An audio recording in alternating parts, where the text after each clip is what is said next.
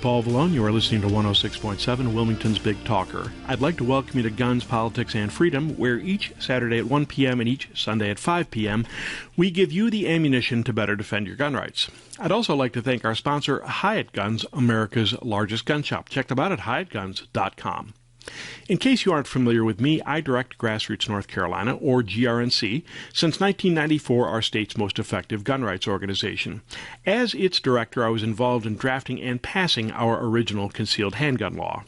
Since then, GRNC has gone on to engineer passage of concealed handgun reciprocity, our purchase permit bypass, Castle Doctrine and Stand Your Ground, the expansion of concealed carry into state and municipal parks, restaurants, public assemblies, educational properties, and much more.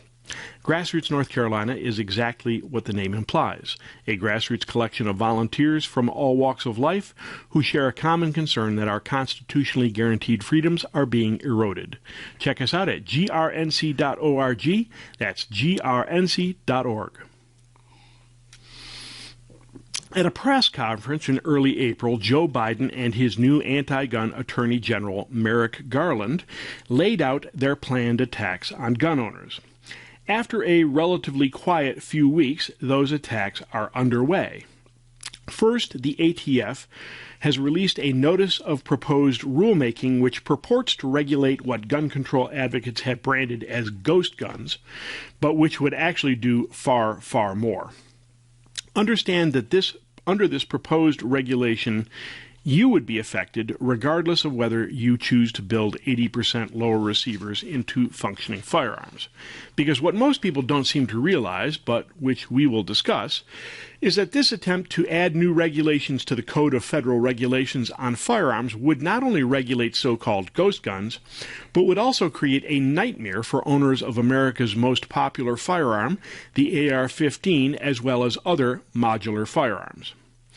Second, confirmation hearings to head the Bureau of Alcohol, Tobacco, Firearms, and Explosives have begun for Joe Biden's nominee, David Chipman, who is on record as expressing complete disdain for gun owners, advocating truly draconian restrictions on semi-automatic firearms, and who is undoubtedly the most rabidly anti-gun candidate to head the ATF that America has ever seen.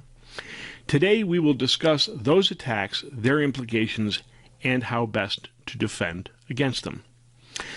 But first, this just in gun rights news. In recent weeks, the North Carolina House passed a second piece of pro-gun legislation, this time to repeal North Carolina's Jim Crow-era pistol purchase permit law. At the beginning of the pandemic, Wake County Sheriff Gerald Baker used COVID as an excuse to completely stop issuing permits in violation of the requirement that permits be issued or denied within 14 days. Under North Carolina law, legally purchasing a handgun for either dealer transactions or private sales requires either a North Carolina concealed handgun permit or a purchase permit, meaning that for thousands of new gun buyers motivated by recent civil unrest, it became impossible to obtain a handgun for self-defense. Grassroots North Carolina sued Baker, twice to be exact, and permits are now being issued in a more or less timely fashion. But permit delays continue under Mecklenburg County Sheriff Gary McFadden, who will soon also be on the receiving end of litigation. The archaic purchase permit law was passed in 1919, a year after it passed in Missouri, which was itself a year after race riots in St. Louis. It's a leftover Jim Crow law, giving the sheriff discretion to deny permits to people he deems not of, quote, good moral character, whatever that means, and was historically applied to blacks.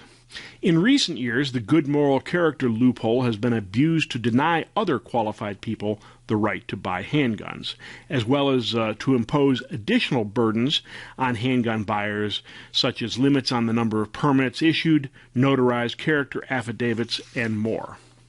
Grassroots North Carolina has been trying to repeal the purchase permit law for nearly 20 years, but always faced opposition from the powerful North Carolina Sheriff's Association. In 2015, we got it passed through the Senate as part of an omnibus pro-gun bill, only to have Republican Governor Pat McCrory, under the influence of the Sheriff's Association, threaten veto of the entire bill if it contained the purchase permit repeal. Now that McCrory has declared to run for the open seat being left by Senator Richard Burr, gun voters should remember his past transgressions. This year, however, under the direction of Transylvania County Sheriff David Mahoney, the Sheriff's Association has reversed its position and now supports repealing the law. And with that support, we were able to get House Bill 398 to repeal the purchase permit law passed in the North Carolina House, and it now faces a vote in the Senate. If the law is repealed, purchases for handguns would get background checks from dealers at the point of sale. We strongly encourage you to contact your North Carolina state senator and tell them to support HB 398 to repeal the purchase permit law.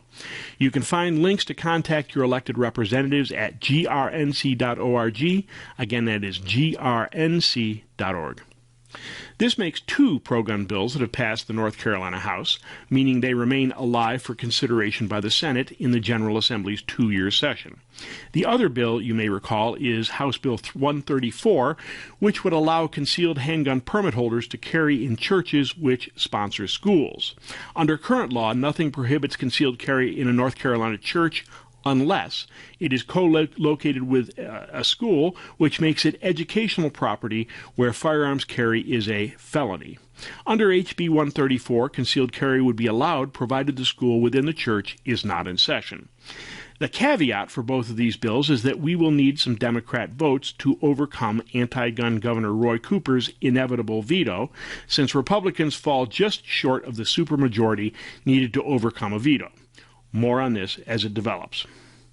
Incidentally, while the good news is that two pro-gun bills are moving and that no anti-gun bills are receiving consideration, the bad news is that the Second Amendment sanctuary and constitutional carry legislation, both introduced in the North Carolina House, did not pass at least one chamber before the May 13th crossover deadline and are therefore no longer alive for consideration.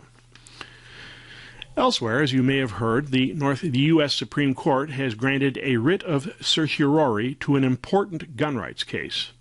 Allow me to read from SCOTUS blog, and I quote, "Over a decade after it ruled that the Second Amendment protects the right to have a handgun in the home for self-defense, the Supreme Court in late April decided to determine whether the Constitution also protects the right to carry a gun outside the home.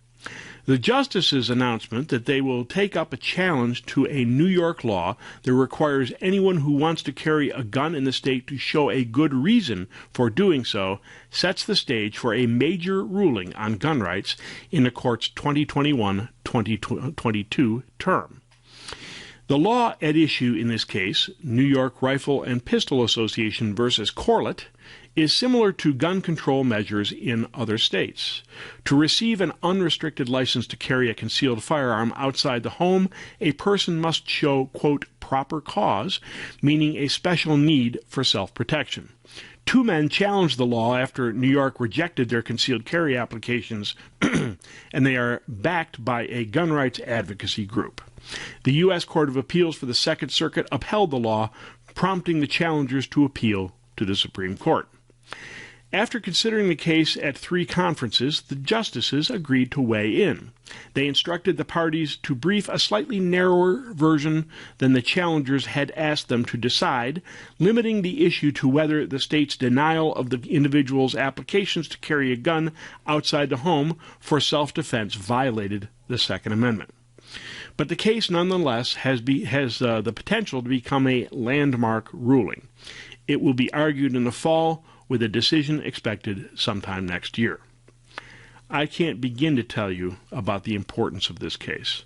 Back in 2012, Grassroots North Carolina and the Second Amendment Foundation sued North Carolina over its blanket ban on carrying firearms outside the home during declared states of emergency. Unfortunately, we won. I say unfortunately because after winning in federal court, on Second Amendment grounds, incidentally, the state, reading the tea leaves, chose not to appeal, meaning that the case, Bateman versus Purdue, never went to the Supreme Court to become precedent-setting law. The good news, by the way, is that we went back the following year and repealed the now unconstitutional state of emergency gun ban, and you may now legally carry outside the home during, say, riots in Charlotte or Elizabeth City or whatever civil unrest and states of emergency happen to pertain. Well, I'm happy to announce that Grassroots North Carolina has once again partnered with the Second Amendment Foundation, this time to file an amicus brief with the Supreme Court in the Corlett case. More on this as it develops. Right now, you're listening to Guns, Politics, and Freedom on Wilmington's Big Talker. We're going to take a short break, after which we will return to discuss nomination hearings for Joe Biden's anti-gun candidate to head the BATF and how the recent proposal from the BATF to regulate ghost guns could impact you, even if you don't make your own firearms.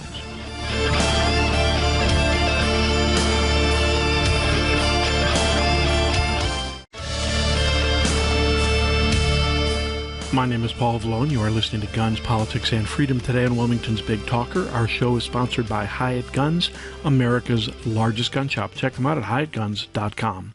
In this segment of the show, we're going to talk about Joe Biden's nominee for head of the Bureau of Alcohol, Tobacco, Firearms, and Explosives, the guy who will decide how gun laws are enforced. After we examine exactly how much of a fanatic he is, I will tell you what you can do to prevent his nomination. But first, let's hear from the man himself. And so what I would suggest is for those people who were first-time gun owners, if they did go out and buy a gun, I would secure that gun locked and unloaded and hide it behind the cans of tuna and beef jerky that you've stored in a cabinet. And, only bring that out if the zombies start to appear. And I don't think they are. And so I'm much more concerned about these guns being stored safely in the homes now and not unintendedly putting families at risk or the gun buyer themselves at risk. That was said by David Chipman, the man Joe Biden wants to head the ATF, and of course to work toward ending the private ownership of firearms in America. David Chipman, arguably the most viciously partisan individual ever tapped to head the ATF. In Wednesday's confirmation hearing for Chipman, Senator Mike Lee, Republican from Utah, used that quote made to Cheddar News on April 3, 2020, as part of his case to demonstrate the condescension, even loathing, with which Chipman regards gun owners. Senator Lee's highly valid point is that Chipman, who has served as a lobbyist for something like 4 gun control organizations since leaving his position at ATF, has a long history of making dismissive and vindictive comments regarding gun ownership. Comments which caused Lee to ask, and I quote, "How does this reflect the careful, measured judgment of one who would be in charge of enforcing our nation's gun laws?" Comments which have included false claims that the Branch Davidians shot down helicopters at Waco. Comments on Reddit that he would like the opportunity to arrest people before they commit crimes. Anybody here ever see the movie Minority Report? Pre-crime, anyone? Comments that included in commenting on a bill to make it easier for people who want to protect their hearing and by getting sound suppressors. And he said, and I quote, "The only people that benefit from this bill are gun lobbyists and criminals who want easier access to deadly weapons." Chipman, of course, tried to dismiss the comments as misunderstood and taken out of context, when in truth the context in which they should be considered is his long expressed antipathy toward gun ownership. Poor misunderstood David Chipman. Let's take a look at the context Chipman claims his comments were taken out of shall we? He has worked for Gabby Gifford's Americans for Responsible Solutions and later Gifford's Courage to Fight Gun Violence, as well as the Law Center to Prevent Gun Violence and Everytown for Gun Safety. I don't know about you, but that doesn't exactly smack of impartiality to me. And although under questioning at his confirmation hearing, Chipman claimed that he supports the right to keep and bear arms, and that he claims to support the Heller decision that affirmed an individual right to keep and bear arms in the Supreme Court. Well, that's now. Back when he worked for the Giffords Group, they argued against the individual rights interpretation the Supreme Court eventually affirmed, meaning that in all likelihood his present claim to support Heller is just window dressing. Or how about this one? On Reddit, Chipman said the following, and I quote, "At Waco, cult members used two .50 caliber Barretts to shoot down two Texas Air National Guard helicopters," he wrote. "It is true we are fortunate they are not used in crime more often." Well, while it's largely understood that Branch Davidian members shot at the helicopters, they were, after all, being shot and burned out by the ATF, the craft themselves did not go down. Oh yes, most notably, no Barrett rifles were recovered at the scene of the massacre. And yes, Chipman knows the truth because he was one of the investigators of the Waco debacle after it happened. But the most important thing are Chipman's policy positions, all of which favor gun control. And specifically, which gun controls, you ask? Well, we don't know because he repeatedly dodged the question. He clearly supports a ban on semi-automatic firearms, saying in response to questioning from Senator Ted Cruz, Republican of Texas, and I quote, "With respect to the AR-15, I support a ban as has been presented in a Senate bill and supported by the President.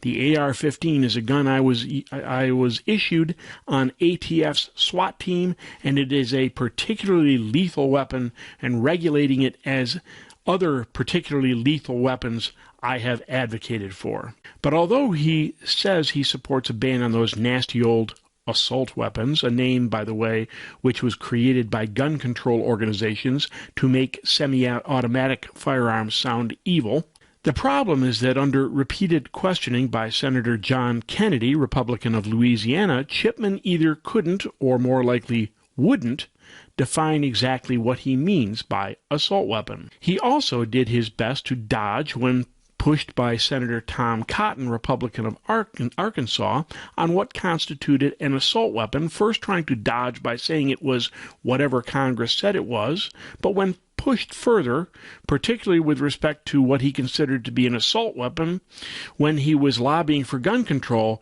he finally settled on this definition. As any semi-automatic rifle capable of accepting a detachable magazine. Translated, that means Chipman wants to ban nearly every semi-automatic rifle in possession in the United States. For you hunters out there, that means not just those nasty old AR-15s and AK-47s. Nope, your father's old Browning or Remington semi-automatic hunting rifle? Gone. Incidentally, you will notice that he referred to these guns as assault rifles. That is how gun control advocates try to confuse you. An assault rifle, under military terminology, is a fully automatic firearm, a machine gun capable of firing multiple bullets from the single press of a trigger, as opposed to semi-automatics, which fire only one bullet per depression of the trigger. This is how incremental gun bans work. First, they capture what they regard as the low-hanging fruit, like, for example, AR-15 pistols. Next, they begin broadening the definition to, and I quote, "close loopholes in the law until nothing is left." Because make no mistake, the loophole they plan to close is the private ownership of firearms, your ability to own firearms. Oh, and Chipman admitted to Senator Marsha Blackburn, Republican from Tennessee, that even the 1994 so-called assault weapon ban, which expired in 2004, is, and I quote, "not enough." In fact, when Blackburn asked whether he would expand the 1934 National Firearms Act, he answered, "Yes, ma'am." But don't worry, in Chipman's perfect world, you might still be able to keep the semi-automatic firearms you already own with one little proviso. You would have to register them under the National Firearms Act. The NFA, Chipman assures us, represents a, quote, good balance of rights and responsibilities, not only for things like machine guns, silencers, and short-barreled rifles and shotguns, but also for semi-automatic rifles. So it behooves us to take a look at what constitutes balance in Chipman's worldview. For starters, it isn't just the tax you've heard about on even Fox News and heard pundits claim, but instead much more. To register a gun under the National Firearms Act, you must go to the sheriff and get fingerprinted, submit multiple photos, fill out an arcane and difficult Form 4, or in some cases Form 1, submit notification to your sheriff, pay a $200 tax stamp for each transfer of a gun, undergo an FBI background check, and wait for a very long time, potentially more than a year. Oh, and if any part of that isn't to the bureaucrats' satisfaction, you can start all over. Let me put it this way. Until I recently retired, I was a professional airline pilot. I underwent the extensive training and testing to be a captain on a wide-body jet, a Boeing 777 to be exact. But in trying to submit paperwork for just 2 suppressors, even with help from a Class 3 dealer, I very nearly just gave up. I was ready to tell him to just sell the suppressors. And incidentally, I don't have possession of those suppressors even now. Oh, and we haven't gotten to the requirement for keeping an NFA weapon. For example, you must keep the registration documents with the gun at all times. You cannot loan it to others except under limited circumstances and a letter authorizing them to have it. You may not travel interstate with the gun without express permission from the ATF. And this, by the way, is only if your state lets you keep NFA weapons. But many states don't. That's what constitutes balance in David Chipman's world. I'll give Chipman one thing, though. He would probably fit right in at ATF, since both ATF and Chipman have stonewalled in response to questions by Senator Chuck Grassley, Republican of Iowa, about whether an investigation is warranted into Hunter Biden. You remember Hunter, right? We're going to talk about that more after our break. Right now, you're listening to Guns, Politics, and Freedom on Wilmington's Big Talker. After our break, we will discuss how the so-called ghost gun proposal could affect you, even if you don't make your own firearms.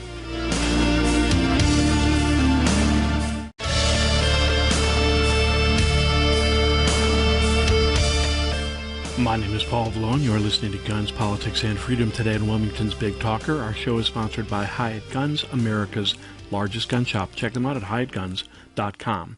Before our break, we were talking about the anti-gun zealot nominated by Joe Biden to head the Bureau of Alcohol, Tobacco, Firearms, and Explosives, namely one David Chipman. As I was saying before the break, Chipman will fit right into the ATF in at least one respect, namely that he has stonewalled during his confirmation hearings on questions regarding Hunter Biden. That would be the president's son who, on his federal Form 4473, falsely answered that he was not addicted to unlawful substances when he got a gun that the Secret Service later had to fish out of a dumpster. And then wrote a book and went on a national speaking tour touting the addiction he said on his Form 4473 that he didn't have. Incidentally, perjury on a 4473 is a felony. After Grassley described how the ATF had obfuscated in response to his request for information on whether Biden was being investigated, he asked Chipman whether, as head of ATF, he would release information on the case. Despite repeated questioning in a variety of different ways, Grassley never did get an answer. Perhaps one of Chipman's biggest lies was the claim that as head of ATF, he would be just a cop, and therefore not the one to make law. After all, he would just be enforcing what Congress passed, right? Meaning his views really don't matter, right? Wrong. What people often fail to realize is that most of what we call gun laws aren't laws at all, but instead sections of the U.S. Code of Federal Regulations. We have had relatively few gun laws passed by Congress, perhaps a dozen pieces of legislation in all, but we have thousands of regulations often contained in 18 U.S. Code Section 922. We'll discuss it later in the show, but the ATF is proposing a change to the definition of what constitutes a firearm, frame, or receiver as passed in the Gun Control Act of 1968. But they will not do so through Congress, but instead will take the unilateral action, after theoretically receiving public input, and do so by themselves. Similarly, in 2019, the ATF unilaterally decided that bump stocks are machine guns, despite the fact that they are not guns at all. Consequently, David Chipman has a great deal of discretion on how gun laws are defined and enforced if he is nominated, and he is definitely the wrong man for the job. So I want you to go to grnc.org. That's grnc.org, and at the top of the home page, you will find a link telling you how you can let Senators Burr and Tillis, as well as Minority Leader now, Mitch McConnell, to reject the Chipman nomination. Again, oppose the Chipman nomination, go to grnc.org. Now let's move on to the next hot topic in gun rights, ghost guns, or so gun control advocates have come to name them. The ATF just issued a notice of proposed rulemaking, as promised last month by anti-gun Attorney General Merrick Garland, ostensibly to regulate 80% lower receivers, which have become increasingly popular. It's called Proposed Rule 2021-2021R-05. At the end of the segment, I will tell you how you can register your opposition to it. What you need to know first and foremost is that because Congress tortures the Interstate Commerce Clause of the Constitution to regulate guns, if the gun doesn't move in interstate commerce, the federal government has no power to regulate it. That means if you and you alone manufacture a firearm and do not sell it to anyone, it needs neither a serial number nor a Form 4473. To be clear, people have been making their own guns since the inception of our republic. As I said, if push comes to shove, Article 1, Section 8 of the Constitution, enumerated powers, does not give the federal government the power to regulate firearms.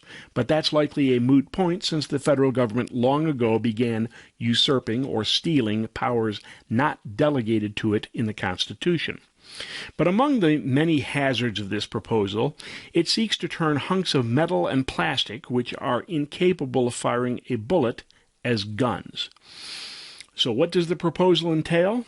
Well, please understand that it's something like 107 pages long, much of which will need lawyers to interpret, which I suspect is not an accident, so please forgive me if I'm not rock solid on all the details. For starters, it regulates kits for 80% lower receivers, such as the Polymer 80 kits. If you aren't familiar with these, they are partially finished polymer frames, allowing you to do the final drilling and then fit parts to create a finished Glock-style handgun. Similar 80% frames and kits exist for AR-type rifles. In broadening the definition of what constitutes a regulated firearm receiver, the ATF proposal requires any unfinished part that, quote, may readily be converted into a receiver to be treated as a receiver, and requires sellers to obtain federal licenses, mark the unfinished parts with serial numbers, and perform background checks on buyers. Just as the ATF wanted to do with pistol stabilizing braces, but backed off in the ensuing uproar, this takes a wholly subjective, I'll know it when I see it approach that makes it impossible for manufacturers or gun owners to definitively say whether or not they are within the law. According to a website called The Reload, and I quote, the document also proposes the creation of a definition for privately made firearms, which would apply to any gun without a serial number made by somebody who doesn't have a federal gun-making license. Making guns at home for personal use with devices like 3D printers will not be affected by the definition. However, any privately made firearm sold to a licensed gun dealer would be required to be permanently marked with a serial number by the dealer before it could be sold. The proposal would create a new category, which, as I noted, is called a privately made firearm. The way I read it, and it is as clear as mud, holders of privately made firearms have 60 days after implementation of the rule to either have a gunsmith mark them or turn them in or destroy them. So at this point, maybe you're saying, whew, Glad that doesn't affect me because I don't have any privately made firearms. Well, not so fast, bucko. If you own an AR-15 or any of a myriad of modular firearms, for example, the SIG 320, currently in vogue, you may well be in the ATF crosshairs. You see, another measure in the proposal would redefine what constitutes a frame or receiver of a firearm. The problem, as the ATF sees it, is that at present, it is entirely plausible that nothing on an AR-15 constitutes a regulated part. Back in 2019, you see, a guy in Los Angeles named Joseph Rowe decided to push the envelope. Although legally making a gun without a serial number requires that you make it entirely by yourself, Rowe set up an operation in which customers could walk in and literally press a single button to make an AR-15, which was neither serialized nor had a background check. He continued to do this even after warned by ATF agents who I believe he deliberately allowed to make their own gun, so they arrested him. But the feds ultimately dropped the case. Why? Because if push came to shove, the AR-15 lower receiver, which is the serialized part of the gun, does not meet the definition of a frame or receiver because it does not contain the bolt or bolt carrier. Translated, the feds wanted to avoid a judge ruling that the AR-15 lower couldn't be regulated, so they dropped the case. So here enters the ever-helpful folks at the Bureau of Alcohol, Tobacco, and Firearms who unilaterally decide to change the definition of frame or receiver. Allow me to read from the ATF summary of the proposed rule, and I quote, "Under the proposed rule, a frame or receiver is any externally visible housing or holding structure for one or more fire control components. A fire control component is one necessary for the firearm to initiate, complete, or continue the firing sequence, including but not limited to any of the following: hammer, bolt, bolt carrier, breech lock, cylinder trigger mechanism, firing pin, striker, or slide rails. More than one externally visible part may house a fire control component on a particular firearm, such as with a split or modular frame or receiver. Under these circumstances, ATF may determine whether a specific part or parts of the weapon is the frame or receiver, which may include an internal frame or chassis at least partially exposed to the exterior to allow identification." So let's follow this to its logical conclusion, shall we? Since the trigger mechanism is part of the fire control unit, and the trigger is in the lower receiver of an AR-15, that makes the lower receiver a frame which is regulated and serialized, just as it is now. No problem. But now let's take a look at an AR-15 upper receiver, which is commonly swapped between lowers in the wonderfully customizable design, and which contains the bolt, bolt carrier, and firing pin, all of which are, by the ATF definition, parts of the fire control unit. Similarly, on the SIG 320 pistol, the control unit is serialized and contained in an unregulated outer housing, which may be interchanged to adapt the gun for different purposes. So, as you will see in just a moment, I'm going to take a break, but as you will see, this will create a nightmare. Right now, you're listening to Guns, Politics, and Freedom on Wilmington's Big Talker. After our break, we will return with more on the ghost gun proposed regulation.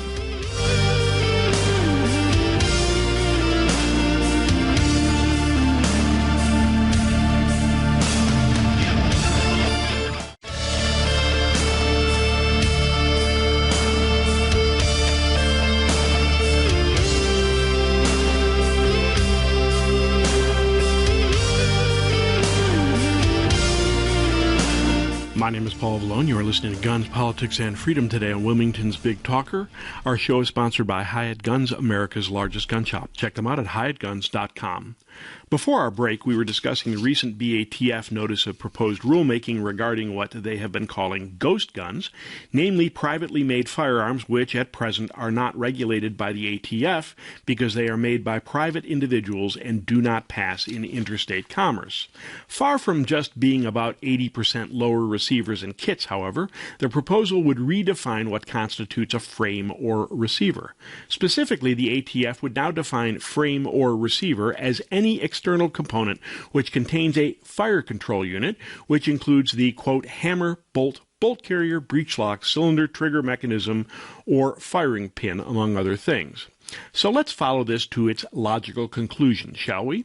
Since the trigger mechanism is part of the fire control unit and the trigger is in the lower receiver of an AR-15, that makes the lower receiver a frame which is regulated and serialized just as it is now. No problem. Now let's take a look at the AR-15 upper receiver, which is commonly swapped between lowers in this wonderfully customizable design. People often have multiple uppers. And which contains the bolt carrier, and firing pin, all of which are, by the ATF definition, parts of the fire control unit. Similarly, on the SIG 320 pistol, the control unit is serialized and contained in an unregulated outer housing, which may also be interchanged to adapt the gun to different purposes, all while allowing the serial number to be visible through a port in the housing. The proposal is quite clear in saying that, and I quote, more than one externally visible part may house or hold a fire control component on a particular firearm, such as with a split or modular frame or receiver. Under these circumstances, ATF may determine whether a specific part or parts, plural, on the weapon is the frame or receiver, which may include an internal frame or chassis, at least partially visible, partially exposed to the exterior to allow identification. Translated, at the whim of the ATF, potentially directed by an anti-gun despot like David Chipman, both the upper and lower receivers of an AR-15 or the outer housing of a SIG 320 could be designated as receivers, which are regulated, serial numbered, and require a Form 4473 and transfer through a licensed dealer. Do you have any idea what a nightmare that would be? If every time you wanted to get a new upper for your AR, and most people have several, it had to be shipped to a dealer who would be required to do a computerized NICS background check and fill out a Form 4473? Beyond the inconvenience, in all likelihood, the NICS system couldn't handle the millions of additional transactions, and multi-day delays would become the order of the day. The bizarre thing is that I have yet to see any of the national gun rights organizations point out what seems to be an obvious booby trap in the proposal. It would be a relatively simple matter for the proposed rule to limit the designation of frame or receiver to one part of the gun, but the ATF has refused to do so. Why? Because for the first time, the rule sets a precedent of not just regulating guns, but regulating parts of guns. The good news, if such can be said, is that Rule 2021 R-05 is not yet the law of the land. I say yet. You still have a chance to derail it by going to grnc.org, that's grnc.org, and just below the link to oppose Chipman for head of ATF on the homepage, you will find a link saying register your opposition to ATF nightmare proposal. You have to act now, folks, to stop this. grnc.org, again, grnc.org. Like everything else in divided America, the gun rights movement is now bifurcated. At a federal level, we are fighting for our lives. We've talked about nomination hearings for arguably the most anti-gun individual ever nominated to head the ATF. We've talked about a notice of proposed rulemaking that goes far beyond ghost guns and would actually add a nightmare for concerns for owners of modern modular firearms like the AR-15. In past shows, we've discussed so-called universal background check legislation, specifically H.R. 8, which would create the rudiments of the national gun registration system the gun ban advocates have been seeking for decades, because after all, they can't confiscate what they can't find.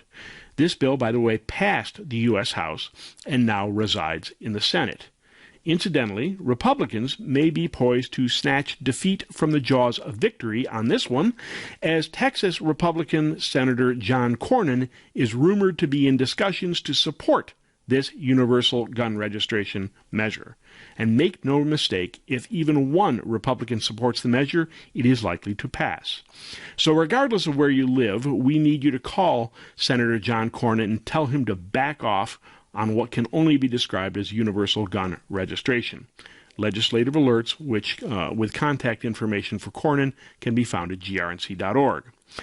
Also in the Senate is Dianne Feinstein's latest nightmare, S-736, an assault weapon ban, and I use that in quotes, far more draconian than the one which was the law of the land from 1994 to 2004.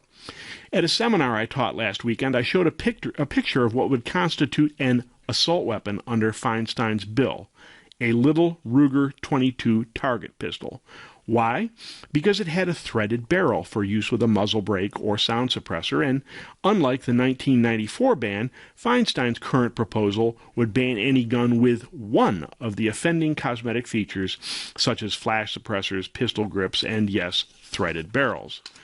On each of these federal issues, our gun rights are hanging by a thread. Frankly, what's stopping them is the reluctance of two Democrats, Senator Joe Manchin of West Virginia and Senator Kyrsten Sinema of Arizona, to support the measure. Again, we need you to contact these senators, even though you don't live in their states, because what they do will impact you. Again, you can find alerts and other information at grnc.org. Meanwhile, at a state level, a number of states are making advances, particularly with what have come to be called constitutional carry bills, in which people do not need permits to carry concealed firearms, provided they do so for lawful purposes. In a huge win for gun rights, Texas is poised to become the 21st constitutional carry state. Last week, the Texas state legislature passed a constitutional carry bill which now heads to Governor Greg Abbott for signing. Abbott has said he would sign the permitless carry proposal into law, saying to a Texas radio station, and I quote, "We should have constitutional carry in Texas." And it's advances in other states that make our Republican-controlled legislature here something of a disappointment.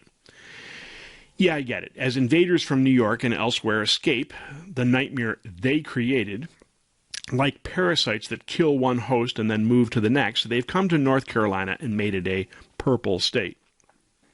Let the record reflect that although I'm a transplant from New York myself, I'm one of those who has absolutely no intention of trying to make North Carolina like the state I escaped. And yes, we have a virulently anti-gun Democrat governor, Roy Cooper, who will veto whatever Republicans in the legislature pass, forcing them to recruit Democrats to override Cooper's votes. But inertia is setting in among Republican leaders, as Senate President Pro Tem Phil Berger and House Speaker Tim Moore have killed any number of proposals, such as constitutional carry or legislation to prevent state and local enforcement resources, law enforcement resources, from being expended to enforce whatever gun bans the Biden administration might pass. Listen, I'm not trying to be ungrateful for what Republicans have passed in North Carolina. Over the past 25 odd years, with urging from GRNC, they've passed concealed carry, concealed handgun reciprocity, statewide firearms preemption, firing range protection, castle doctrine, stand your ground, and any number of expansions of concealed carry into places like restaurants, parks, and elsewhere. Meanwhile, we've killed every significant gun control bill that introduced in the North Carolina General Assembly. Overall, North Carolina Republicans have done a reasonably good job of protecting and advancing the cause of the Second Amendment. But these are not ordinary times, folks. And if Republicans plan to win more seats in 2022 to stop the leftist onslaught taking over our country, they are going to have to deliver the legislative agenda that mainstream Americans want, including clear support for the right to keep and bear arms. So I need you to deliver a loud and clear message to any Republican legislators you know. And it is this: tell them it is time for Republicans to stand and deliver. My name is Paul Vallone. You've been listening to Guns, Politics, and Freedom on Wilmington's Big Talker, 106.7 WilmingtonBigTalker.com, where each Saturday at 1 and each Sunday at 5, we give you the ammunition to better defend your right to keep and bear arms. Please check out our sponsor, Hyatt Guns, America's largest gun shop, at HyattGuns.com. I also encourage you to check out my website at gunspoliticsandfreedom.com, spell out the and, where you can find both my writings and earlier editions of this show, gunspoliticsandfreedom.com. See you next week.